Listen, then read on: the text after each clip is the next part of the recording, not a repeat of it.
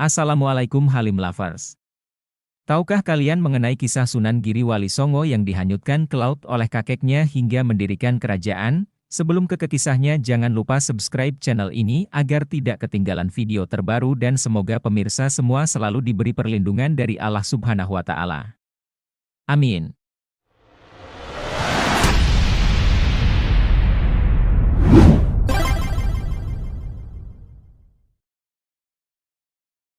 Wali Songo merupakan istilah tokoh agama yang mengajarkan dan menyebarkan dakwah Islam di Indonesia yang terdiri dari 9 orang wali yang diantaranya, Sunan Giri. Ada beberapa panggilan yang sering dilekatkan kepada beliau yaitu Raden Paku, Prabu Satmata, Sultan Abdul Fakih, Raden, Ainul Yakin dan Joko Samudro. Sunan Giri adalah nama salah seorang wali Songo dan pendiri kerajaan Giri Kedaton yang berkedudukan di daerah Gresik, Jawa Timur. Sunan Giri membangun Giri Kedaton sebagai pusat penyebaran agama Islam di Pulau Jawa yang pengaruhnya bahkan sampai ke Madura, Lombok, Kalimantan, Sulawesi dan Maluku. Sunan Giri adalah keturunan ke-23 dari Nabi Muhammad SAW. Beliau merupakan murid dari Sunan Ampel dan saudara seperguruan dari Sunan Bonang. Sunan Giri mendirikan pemerintahan mandiri di Giri Kedaton, Gresik, yang selanjutnya berperan sebagai pusat dakwah Islam di wilayah Jawa dan Indonesia Timur, bahkan sampai ke Kepulauan Maluku.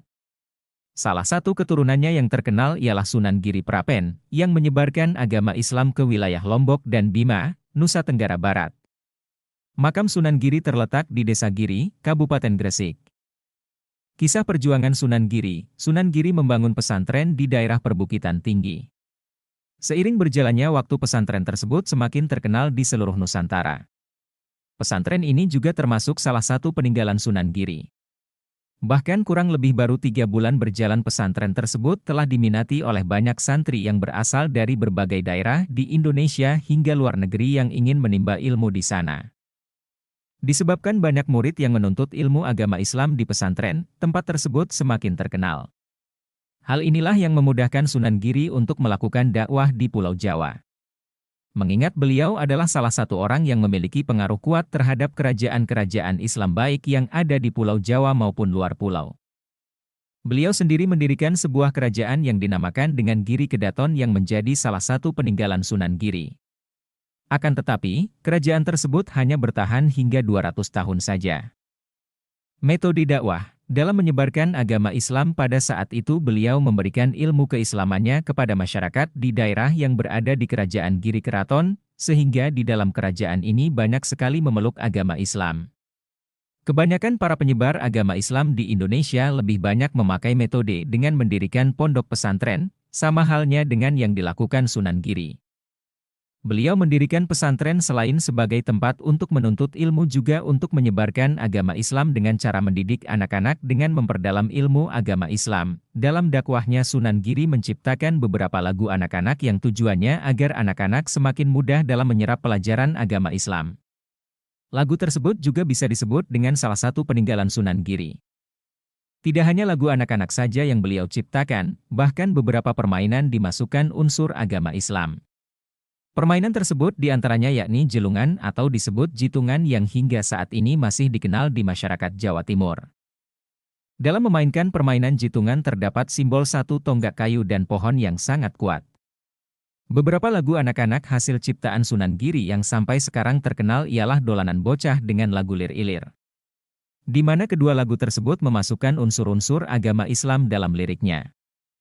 Sunan Giri adalah putra dari Syekh Maulana Ishaq, yang mewarisi keturunan Rasulullah SAW melalui jalur Husain.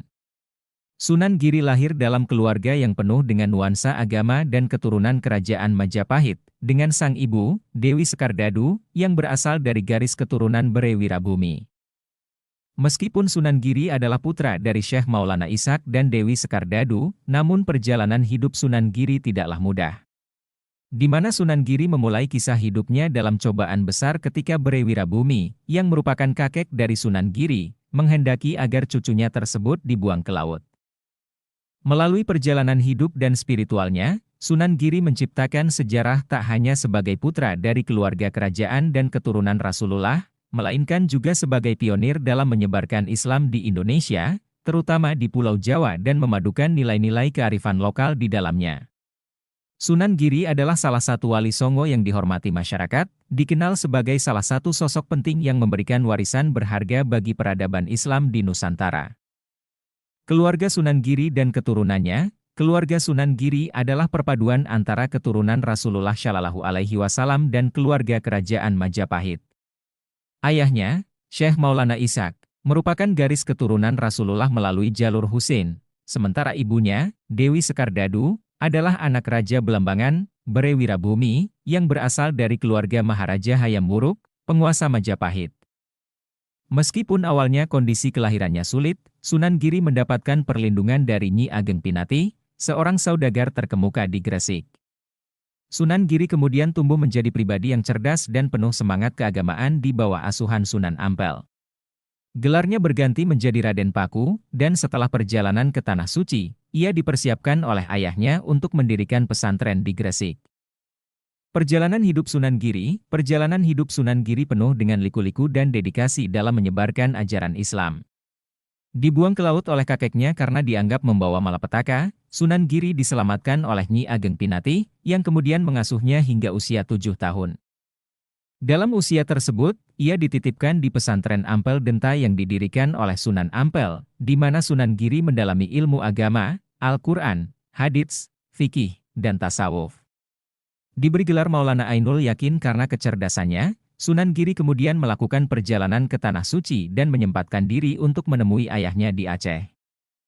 Dengan dorongan dari sang ayah, Sunan Giri membangun pesantren Giri Kedaton di Gresik pada tahun 1487 Pesantren ini tumbuh menjadi kota dengan peran penting dalam penyebaran Islam di Jawa, menandakan akhir dari perjalanan hidup yang inspiratif. Perjuangan hidup Sunan Giri. Sebagai seorang pemimpin spiritual, Sunan Giri tidak hanya menjalankan pesantren sebagai pusat keilmuan, tetapi juga menggeluti usaha dagang untuk mendukung keberlangsungan pesantren. Usahanya melibatkan perjalanan lintas pulau, mencakup wilayah Jawa dan bahkan mencapai Makassar, di mana Sunan Giri tak hanya menjalankan bisnis, tetapi juga menggunakan kesempatan tersebut untuk berdakwah dan menyebarkan Islam. Perjuangan Sunan Giri mencapai puncaknya ketika Giri Kedaton didirikan pada tahun 1487 Masehi.